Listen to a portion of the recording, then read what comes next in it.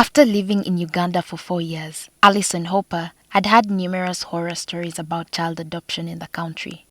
There are a lot of people, a lot of friends, a lot of individuals that I had met with that had maybe a tainted experience or an experience that was quite heartbreaking. Determined to avoid such experiences, Allison and her husband, who she married in 2019, decided on a more cautious approach. You know, my husband and I were very much on the same page as far as like wanting to pursue adoption, and then we actually took those steps. In 2021, her husband relocated to Uganda to support Allison in the adoption process. And to ensure they were adopting a child who genuinely needed a family, they hired private detectives to investigate potential matches. The investigators successfully identified a child, and the couple began the adoption process. When we moved forward and actually went to Panel and kind of put ourselves out there and said, hey, you know, this is us. My husband and I sat before them and said, you know, we would like to adopt.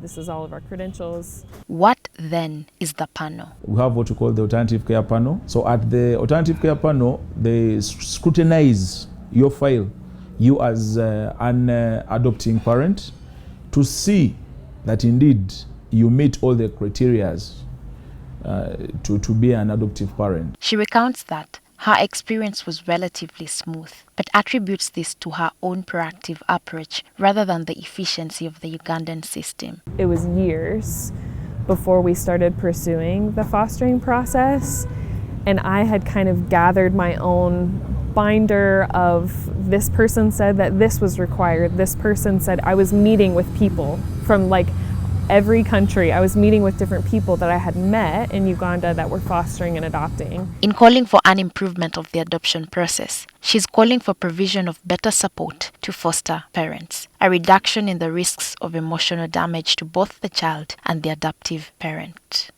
Once you have a child in your care, and this is what I didn't want, right? Everything is emotionally driven. And it's harder to seek the truth once you're emotionally driven.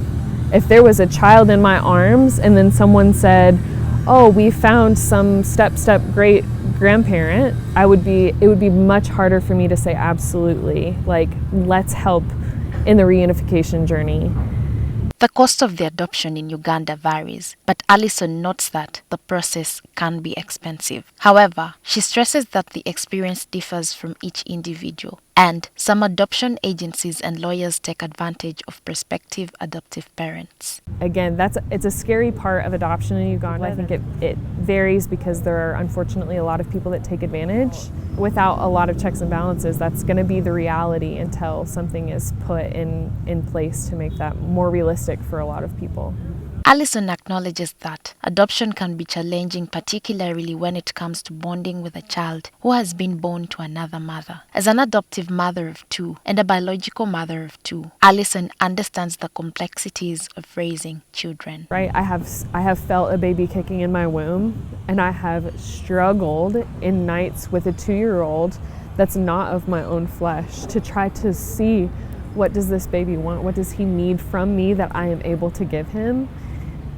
But that's what parenthood is. Like, that's what motherhood is you're constantly evolving to meet the needs of your child. If you are, for your biological child, for your adopted child, no matter who you are raising, you have committed your life to loving and nurturing and caring for that child, no matter what, through trauma processing, through emotional healing, through the teenage years of hormones. Like, you're committing to their life. Peter Mayanja concurs with Allison. According to him, many adoptive parents are selective when choosing a child, often preferring children with specific physical characteristics. Some parents even say, I want a girl, I want a light girl.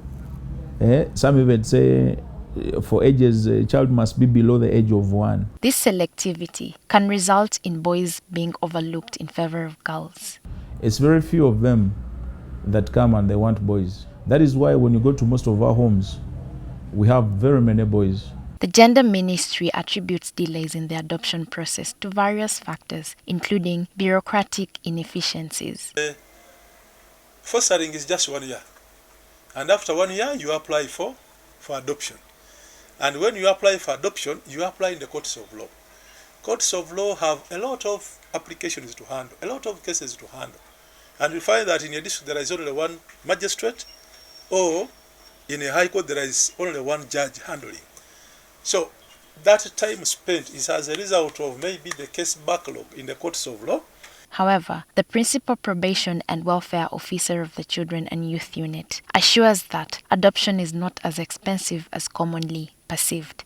A probation officer is a government officer, paid by government. And the government is the one who is supposed to facilitate the probation officer to do that work. And if an applicant feels like the probation officer is not doing his work as planned, and decide to facilitate the probation officer, that is an arrangement between them. But as government, this is a free service. Idia Feli Akulu, NTV Weekend Edition.